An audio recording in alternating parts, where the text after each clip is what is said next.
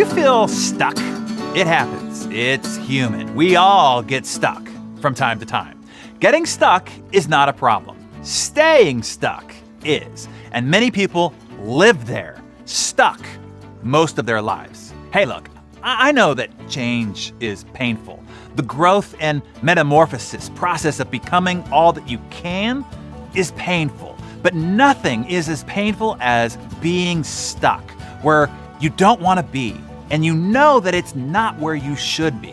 Psychologists will tell you, nothing creates more internal trauma than when what we do on the outside is less than we know we are capable of on the inside. You know that you are sinning against your nature. You know that you are letting yourself and everyone around you and your creator down. This gap between knowing and not doing is the cause of depression, anxiety, and even more self-destructive thoughts and maybe actions. So why? Why do we know what to do, but then not do it? Because we get stuck. And I want to repeat, getting stuck is nothing to be ashamed of. It's 100% normal. It's part of the human condition. Every one of us gets stuck. Richard Branson gets stuck. Beyonce gets stuck. Oprah gets stuck. LeBron gets stuck. The Rock, Tiger Woods, Brad Pitt, George Clooney, Vladimir Putin, Jennifer Lopez, Steven Spielberg. In other words, everybody gets stuck. Oh, and we will all continue to get stuck over and over again throughout our long and epic heroic journey. In fact, it's what makes our journey heroic. Fighting our way out of the muck, battling when the walls of our rut threaten to become the walls of our coffin. Without battles, there are no heroes. Getting unstuck over and over again will be the continual saga of battles to be waged and won throughout your epic journey. So, where does the battle begin? What's your first act of warfare? It's recognition and confession, seeing that you are stuck and admitting it. Most people don't realize or acknowledge that they are stuck. Thus, they remain so for months or years or decades or the rest of their life, which is tragic. It's heartbreaking, and I would say it's a sin against their creator.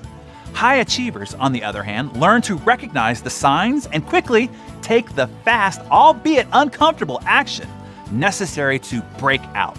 They know every minute that they stay stuck is starving their dreams of oxygen, and left too long, they will suffocate and die. To help you recognize the signs that you are stuck, let me point out how you might know you are stuck. Listen carefully. This might not be you, but maybe let's say a friend that you know, right? The first is surrender. Some people have been beaten down by life and circumstances so much that, well, they just tap out. They cry uncle. They wave the white flag. They lay down their sword and eventually just give up. Psychologically, this is called learned helplessness. They're given into despair. They simply accept the false notion that this is just their lot in life. It's just the way it is. They've given up even trying to fix it. Don't say, nah, that's not me, and write this off. I know high achievers who in some area of their life, they have just thrown in the towel. They've stopped even trying to improve in a particular area of their life. It happens, but you first have to admit it. And I'm not talking about giving up on playing the piano. I'm talking about areas of their life that are holding them back, keeping them from whole life success and complete happiness. If you know somebody like that, I want you to be a friend and send them this Darren Daily. It might just be the wake-up call that they need before it's too late. Next is they have become a creature of their habits and routine. They've taken solace in their day-to-day routine. It feels concrete, safe, secure, something that's controllable and stable in the chaos and uncertainty of the world around them. They get caught up in the predictable rote and routine rhythm of their life. They get up, they get the kids to school, they put in their time at work, they go home, they eat dinner, they watch TV, they go to bed. And then they wake up and rinse and repeat. Any break in that routine is a danger to their sense of the world. They have their schedule and they stick to it meticulously. They feel that they can't control anything else in their lives, but they can control this. They revel in the small bit of control that they have over their routine. It feels safe, but it's a trap, one that has them stuck. Next is comfort. It is more comfortable to stay complacent than it is to make an effort to get unstuck. Well, it's not really comfort because they're in great pain on the inside, but they fear stepping out. The perceived pain of trying and then failing is greater. That could expose them. Maybe they aren't as good as they led everybody to believe. Oh, that would be embarrassing. So they retreat right back to their comfy cocoon, even if it means it might become their coffin. Look, I'll confess, I'll be the first here. I know there's at least one area of my life that this is true for me. The effort seems too great. And what if I try and fail? Both those thoughts often put me right back into my comfy cocoon. Back to being stuck in that area. It happens, I'm telling you, but you don't have to let it. And you should not stay stuck. It is a battle to be had and one to be won. Hey, look, my friends, this is such an important topic, one that will ultimately determine your entire destiny, one that we all fight all of our lives, that we need to spend some time really looking at it so that we can be victorious on our heroic journeys. And let me say this to my successful friends. Do not dismiss yourselves. This is most important for you.